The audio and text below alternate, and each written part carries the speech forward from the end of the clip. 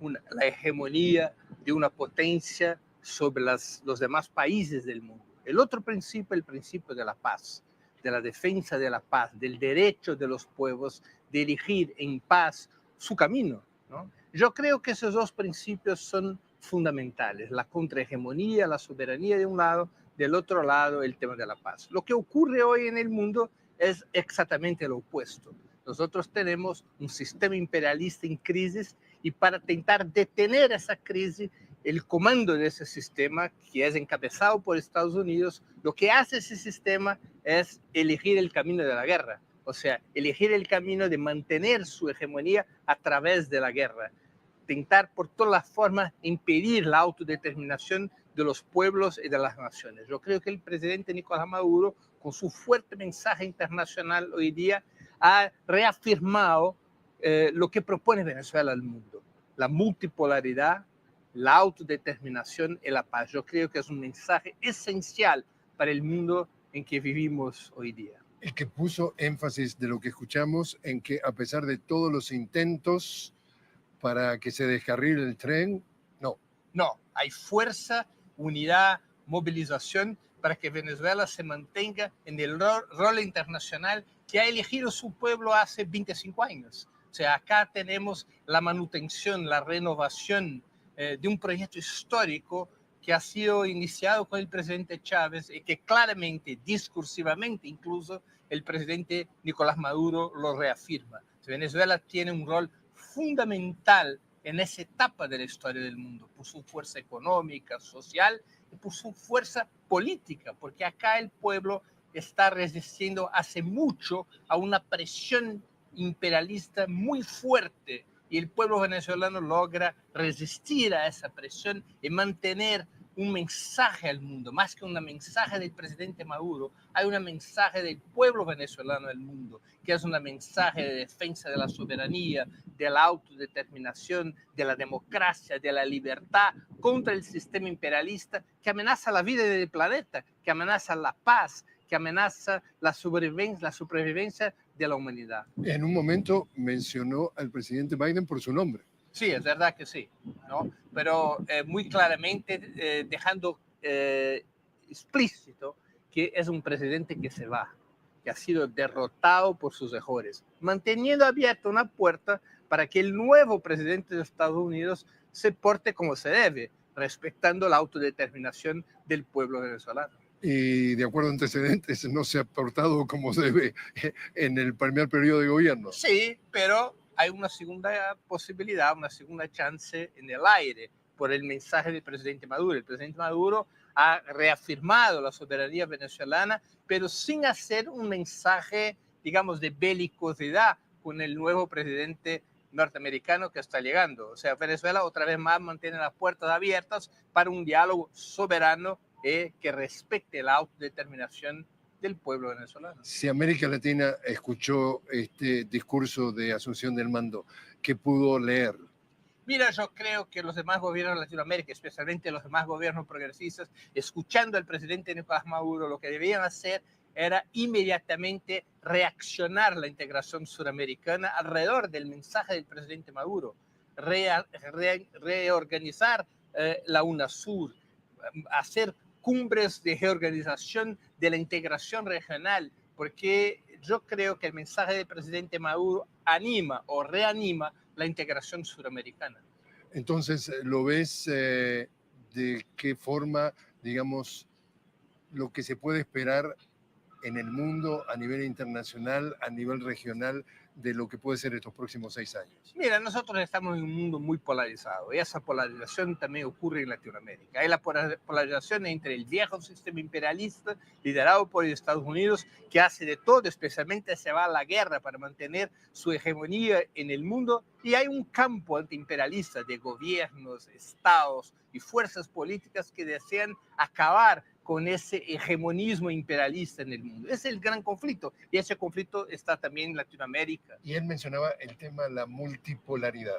Así es, la multipolaridad depende de la derrota de la hegemonía del sistema imperialista. Es esa hegemonía que impide la multipolaridad. Y él propone una alianza entre todos los pueblos, todos los gobiernos, todos los estados que están dispuestos a la multipolaridad. Ese es el gran acuerdo para la manutención de la paz y para que el mundo pueda enfrentar los grandes retos que están delante de la humanidad. Y Vladimir, lo que veíamos también en el discurso del presidente Maduro al asumir entonces la presidencia en este nuevo periodo de 6 años, que le estaba hablando fundamentalmente al pueblo de Venezuela. ¿Qué mensajes rescatas tú, los más poderosos, los más, de alguna forma, novedosos de que se puede esperar entonces el pueblo venezolano en los próximos 6 años? El presidente Nicolás Maduro ha planteado prácticamente la convocatoria de un conjunto de personas para hacerle unas reformas a la Constitución de 1999. Definitivamente el gran héroe y el gran partícipe de este logro que se ha tenido resistiendo todo el ataque del extranjero ha sido el pueblo venezolano. El pueblo venezolano en todos sus sectores. Se está hablando prácticamente en esa reforma de profundizar todo lo que es la democracia comunal. Y esa democracia comunal es muy importante para garantizar justamente que ese pueblo tenga una expresión de profundidad democrática en todos los aspectos. Por supuesto, otro elemento que pudiera tomarse allí es que en ningún momento el presidente soslayó el mensaje de su discurso solamente a un conjunto de personalidades que estaban en el Palacio Federal Legislativo. No, su discurso fue amplio, su discurso llegó justamente a todos los sectores y justamente enarboló, entre las cosas que enarboló, justamente es el hecho de que hasta la banda presidencial fue hecha por gente del pueblo. O sea, este es un pueblo que indiscutiblemente está identificado con lo que ha sido el chavismo y el presidente Nicolás Maduro es un garante justamente de esa misma tendencia. También lo que estamos viendo es que fue una convocatoria, digamos, nacional y menciona claramente el tema de implementar, trabajar, elaborar, llegar a un acuerdo sobre una reforma constitucional. Y ya en este 2025. Sí, porque la Constitución bolivariana fue hecha hace ya 25 años. Se intentó una reforma en el 2007, reforma que fue prácticamente saboteada por la oposición con un conjunto de mentiras. Y lo que se está planteando prácticamente es adecuarla a los nuevos tiempos, toda vez que no solamente para profundizar la democracia, sino para desarrollar una nueva economía. La nueva economía es fundamental porque Venezuela durante 100 años dependió del ingreso petrolero y ahora prácticamente lo que necesitamos simple y llanamente es desarrollar todas nuestras fuerzas productivas y garantizar esa distribución de ese bienestar a todos los elementos de la sociedad venezolana. Entonces, hay que hacerle ciertos matices a esa constitución, probablemente a lo mejor se toque hasta los temas de orden salarial y demás, pero definitivamente es importante hacer ese cambio y más porque en este tiempo, en estos últimos 5, 6, 7 años, Venezuela pasó de ser un país que dependía de la renta petrolera para su alimentación a un país que produce los alimentos que hoy en día nos comemos. Y la idea es expandir justamente toda esa misma característica al desarrollo de una economía diversificada que sea menos propensa a el impacto que han tenido las mal llamadas sanciones unilaterales, o sea, las medidas coercitivas unilaterales sobre el conglomerado de lo que es Venezuela, o sea, sobre todo lo que es la estructura económica y social de Venezuela. También se está planteando esa profundización, en este caso, de que los diferentes sectores productivos participen justamente de esa construcción y que no sea solamente las élites las que se beneficien de aquello, sino que el pueblo y su capacidad productiva se incorpore en eso. Y también habló del tema de la paz. Sí, porque ha sido importantísimo que el discurso del presidente en materia de mantener la paz interna, o sea, mantener se puede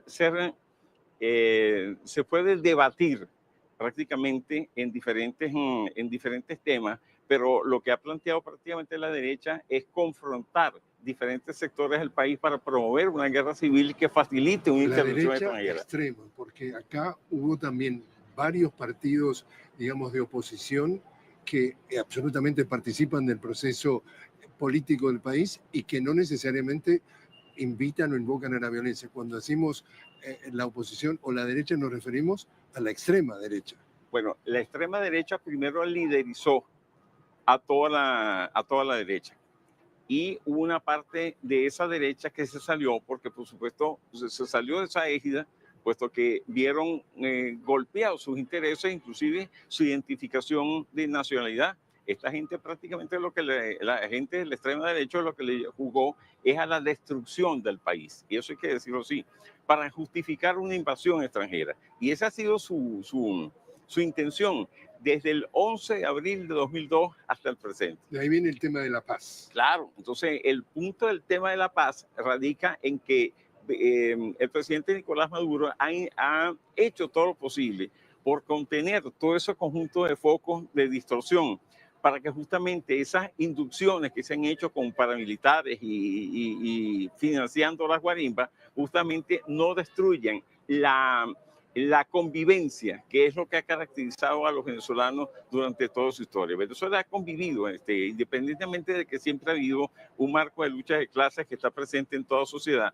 Aquí en Venezuela, nosotros podemos ver en la familia que alguien sea de oposición y alguien sea de partidario del gobierno, pero no salen a matarse entre ellos. Todo lo contrario, mantienen esa armonía familiar y eso es lo que el presidente ha querido preservar. Y precisamente, Breno, hablando de, digamos, la armonía, ya ayer los medios hegemónicos en América Latina y a nivel, digamos, del mundo occidental, logró implantar un falso positivo. Hasta ahora todo impecable, todo bajo total normalidad. ¿Qué se puede esperar que sea la reacción ante este flujo de armonía de esta asunción del mando?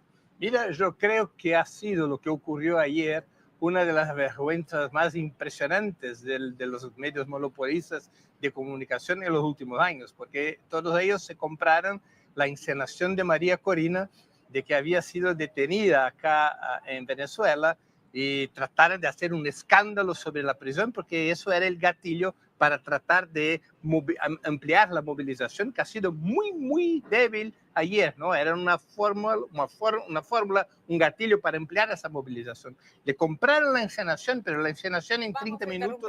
Inmediatamente lo que sucede a esta hora, desde el Paseo de los Próceres en Caracas, en Venezuela, el presidente Nicolás Maduro ingresa así en uno de los paseos más emblemáticos también que tiene esta nación suramericana, donde ahí se encuentran los monumentos de los grandes emancipadores de esta nación suramericana. Ahí ingresa el presidente saludando ya con la banda presidencial, con la imposición también de la medalla, estos símbolos que garantizan la unidad y gobernabilidad en el marco también de la juramentación, que ha sido un momento histórico para el país, pese a todas las estrategias de desestabilización que han sido desmanteladas a lo largo de estos últimos días, con la detención de más de 150 mercenarios, ese falso positivo del cual hablaba también los invitados con nuestro enviado especial Jorge Gestoso, no pudo detener el desarrollo de esta juramentación que ha sido enmarcada en la paz. Así lo destacaba también el presidente bolivariano a lo largo de su discurso, acompañado como siempre de la gente, la población que se ha dado cita desde tempranas horas de esta jornada. Y este es el segundo momento que marca también esta jornada de 10 de enero, porque juramentará también el presidente ante la Fuerza Armada Nacional Bolivariana, que ha sido uno de los pilares y seguirá siendo uno de los pilares fundamentales de esta cohesión cívico-militar, fundamental también de uno de los brazos claves para garantizar no solamente el respeto al territorio nacional, Chema, Laura, sino también el hecho de garantizar la soberanía e independencia de este país ante las amenazas externas, sobre todo ante esa asfixia permanente que ha tratado de implementar con mayor fuerza Estados Unidos desde el año 2014, cuando declaraba Barack Obama, recordemos, el entonces presidente de Estados Unidos, a Venezuela como una amenaza inusual y extraordinaria a la seguridad nacional de su país. Precisamente Obama, el que todos venden como un presidente mucho más majo, mucho más aparentemente más neutro, y resulta que es el que más muertos tiene en su haber como genocidios, 7 guerras, mató más que los presidentes, 3 o 4 presidentes anteriores juntos, y recordemos que estaban los Bush padre y Bush hijo, no son poca cosa, ¿no? Inauguró las muertes por drones colaterales, más de 5.000 asesinados con esos drones, más de 5.000 reconocidos como daños colaterales, prácticamente todos. Bueno, no, por supuesto, esa alianza cívico-militar es fundamental, y lo que nosotros estamos viendo es que se está avanzando un paso más en el eje de la asistencia global con esta Venezuela firme y haciendo más democracia, más paz, más consolidación de la democracia participativa, más consolidación de la independencia y soberanía, y por tanto la posibilidad de un contagio a otras regiones, a otros países, de contagio de la confianza, simplemente, que se podría haber perdido. Tengo que decir que tras la derrota de una batalla no menor en Siria, que hemos estado luchando durante 14 años por la soberanía de Siria, esta imagen real, pacífica, fuerte, de fortaleza del presidente Maduro, bueno, yo creo que vendrá a ser el precedente para estos próximos años de victorias continuadas del eje de la resistencia. Y que además, perdón Laura, durante todo este tiempo de estrategias de desestabilización siempre se ha tratado de quebrar a la Fuerza Armada Nacional Bolivariana y todas las instituciones que hacen a este poder también del Estado que confluye en esta articulación, donde además le han ratificado en reiteradas oportunidades, por un lado, la lealtad y sobre todo el respeto a la autoridad, es decir, respetando también la institucionalidad y la Constitución, porque el presidente de Venezuela y de cualquier Estado democrático en el mundo, el jefe de las Fuerzas Armadas es el presidente. Sí, pero además hay algo que nosotros debemos recordar de nuestro gran Simón Bolívar y San Martín en nuestro caso, que eran ejércitos que venían del pueblo. Ejércitos que luego, cuando se produce la pérdida de la independencia de nuestros países que habían luchado tanto, se profesionalizaron y hasta en algunos casos llegaron a ser mercenarios verdaderamente. Entonces la diferencia grande, y uno cuando lo ve, ve este ejército comprometido, y uno fue siguiendo inclusive la propia historia de Hugo Chávez en esa recuperación de un ejército que está al servicio del pueblo, pero además está compuesto por el pueblo.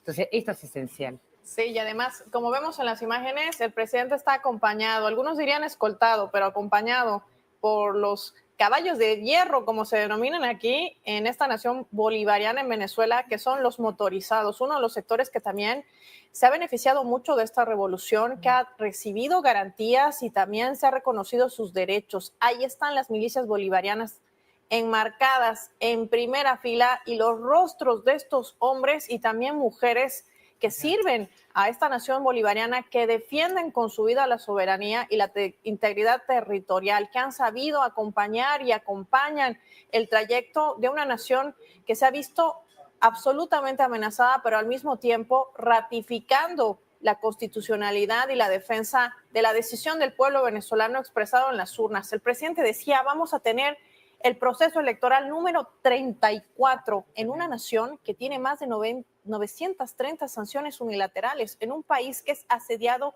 con una guerra multiforme, con esa guerra cognitiva a través de las redes sociales, y que además la mantienen como en latente amenaza por todos los recursos estratégicos que tiene y por lo que representa en su peso geoestratégico también para la región latinoamericana y caribeña.